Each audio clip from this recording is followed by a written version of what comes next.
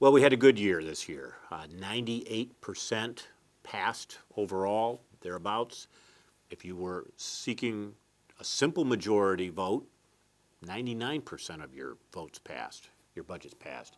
If you were seeking to pierce the cap, override your cap, and needed that supermajority of 60%, 78% passed. You had a pretty good infusion of state aid. So start with a $1.5 billion thereabouts infusion of state aid, which allowed school districts to, most of them, to stay at or below their cap.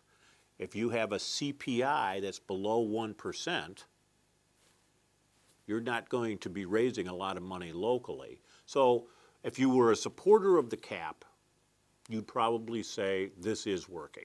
If you have your doubts as to whether or not the state's going to be able to sustain their contribution to funding public education at the level they did this year, you got to be a little worried.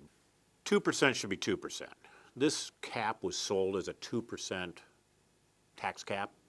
It's never been a 2%. I guess it was the first couple years it was 2% because the consumer price index was above 2%.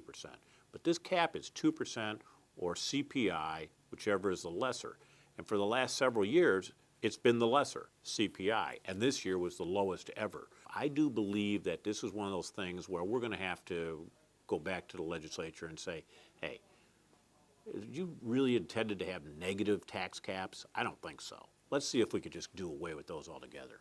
Well, we've talked about, and I don't know to what extent this is going to get any legs, but we've talked about the idea of having, you're able to put forward a budget that is at or below your cap and seek a simple majority. And if you need money beyond that, then there's a second proposal on the ballot that you also only need a simple majority. You don't have to combine the one and seek that supermajority.